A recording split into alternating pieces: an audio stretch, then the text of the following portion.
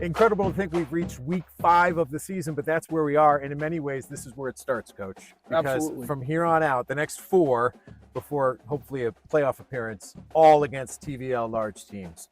So you've experienced a lot in the first 4 weeks. Let's talk specifically about Medway last week before we talk about Hopkinton on Thursday night. Listen, overcoming a 13-6 deficit going into the fourth quarter says something about the way your team plays all 4 quarters in my world. How do you view it? No, absolutely. First of all, Medway has a great team. They really gave us everything we could handle. And I said that last week when we talked. I think they're a very talented team.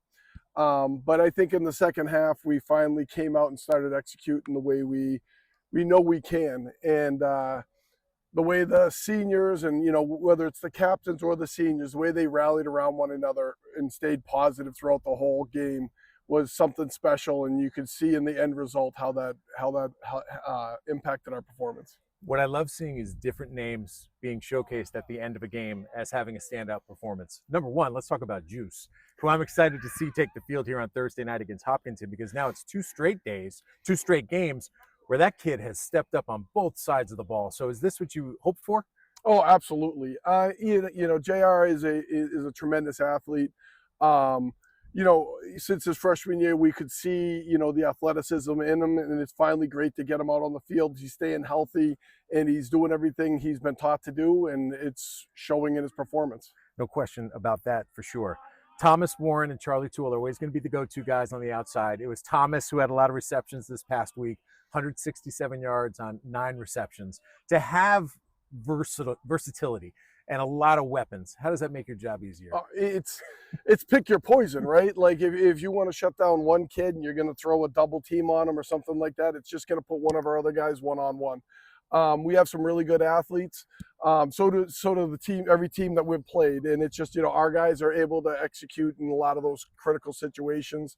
Jack had a great game, and, having so many different weapons that we can get the ball to just makes my play calling so much easier. How do you approach who carries the rock? Because Dawson had not a lot of yards, but he was the leading rusher this past week, and there's been a different guy almost every week, I think, who's been your leading rusher. It has.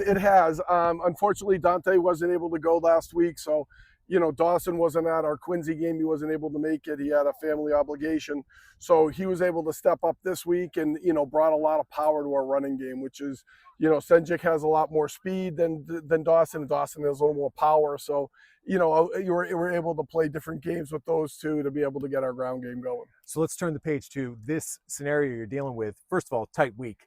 You got to turn around super fast and play on a Thursday night here at home against Hopkinton, a team you've got tons of. How many games you played against Hopkinton in your life? It's got to be more than 30, right? Yeah, absolutely, for sure. So you know this team very, very well. And typically over the course of time, what has been the signature of Hopkinton football? They're big up front, very physical team, and they always have athletes. It's a school, in my opinion, that always has some of the top athletes in the TVL.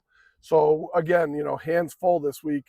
Defensively, they got kids on the perimeter who can cover. They got some big guys in the middle who can play the run. We have to be able to be diversified in our play calling and mix it up to be able to keep them off balance and be able to hit our plays. Well, good stuff. And again, just to set the stage here, 3-1 entering this matchup, but this stretch, just so you know, over the next 4 weeks, all TVL large games. It starts with Hopkinton, then it's Norwood, then it's Dedham, then it's Ashland. Of course, Holliston is on Thanksgiving. You hope to get through these 4, though, Absolutely. With a chance to at least play Holliston with another TVL large championship up for grabs, right? That's the goal every year, right? Do the best you can in the regular season, and then hopefully Thanksgiving means something. Well, you're on track. Okay, if you're coming to the game Thursday night, 7 o'clock against Hopkinton, so get everything else done. We'll see you at Flahay Field. Should be a great time. Thank you.